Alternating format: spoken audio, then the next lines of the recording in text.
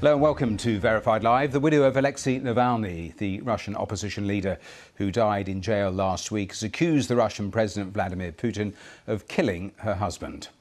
In a video statement, Yulia Navalny said the Russian authorities are hiding his body. She promised that she would continue her husband's fight for a free Russia.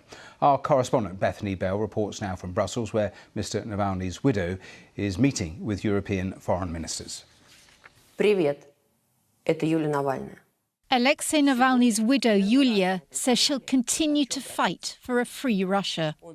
She says her husband was killed because the Russian President Vladimir Putin couldn't break him.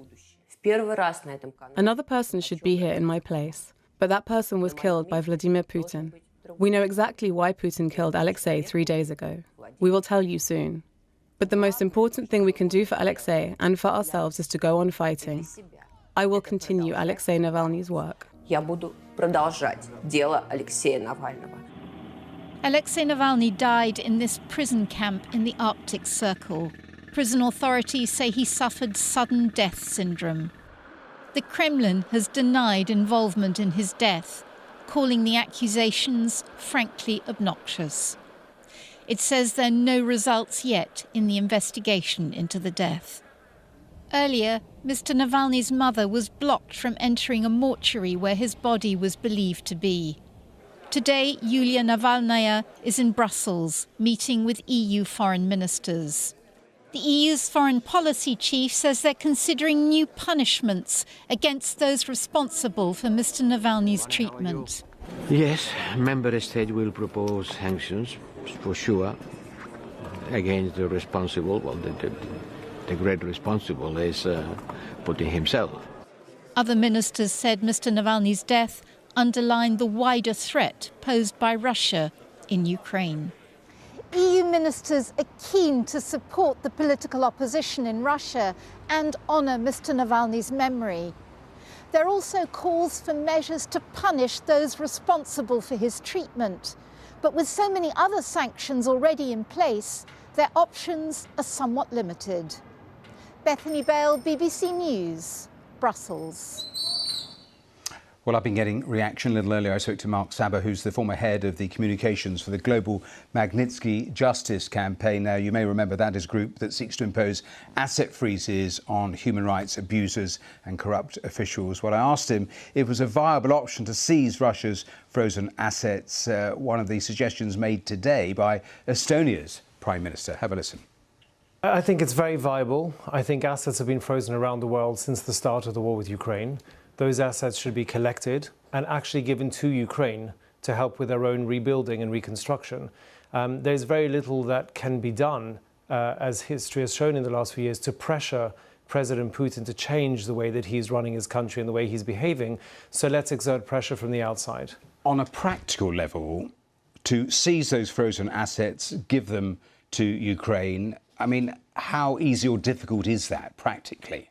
Well, the assets are frozen by individual countries who seize houses, yachts, bank accounts, state assets and so on. And what you can have is an intermediary account set up, managed by an international consortium where the money goes to and is then distributed to Ukraine for its own reconstruction. So if there was a will, you could do this, you think, relatively easily? I mean, you need the will. There are lots of countries that have the will to do it, and now you need to have everyone willing to cooperate to make it happen. But there's no doubt that all the frozen assets should be given in some way to Ukraine for reconstruction. In terms of the amount of money we're talking about, assets frozen, what is that roughly as a figure? So as a rough estimate, we think it's approximately $300 billion US. I believe in the UK it's around 22 billion pounds that have been frozen, and that's everything from state assets, houses, yachts, who knows what other assets, and bank accounts and savings and so on. But there's a rough estimate of around 300 billion around the world. We heard in that piece the EU leaders talking about consequences without defining what those consequences could be. So that is one key area, and I've seen a lot of comment about this whole area of using frozen assets. If there were other things, and we've had sanctions since the start of this war in Ukraine, what else is there that could be done that isn't being done? Well, there's a few things. First of all, the sanctions regimes should be tightened for those who killed Navalny, but also there should be some sort of penalty for organizations who continue to work for sanctioned individuals and sanctioned companies. There are public affairs agencies, lobbying firms, media organizations, PR firms and so on who continue to take money from sanctioned individuals. That should be stopped. We should also look at expelling Russia from some multilateral institutions. There comes a point where you have to say enough is enough when it comes to this behavior. But the really important thing is this. The world's authoritarian states are looking at Russia to see how it behaves and how it will handle all of this. And the more the Western democracies don't have a cohesive and firm policy towards it, then that gives a green light to countries like China, Venezuela, Iran to do what they want, knowing that Western countries don't have a strategy for dealing with it. Just a quick final thought about what is happening inside of Russia, because the official explanation around cause of death keeps flip-flopping, all sorts of things being thrown out there. Do you think that's a deliberate strategy, that if there is no set line, it becomes harder then to dismantle one position?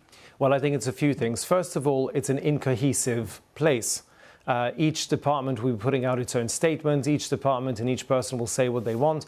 But also, this is a playbook in Russia that we've seen many times.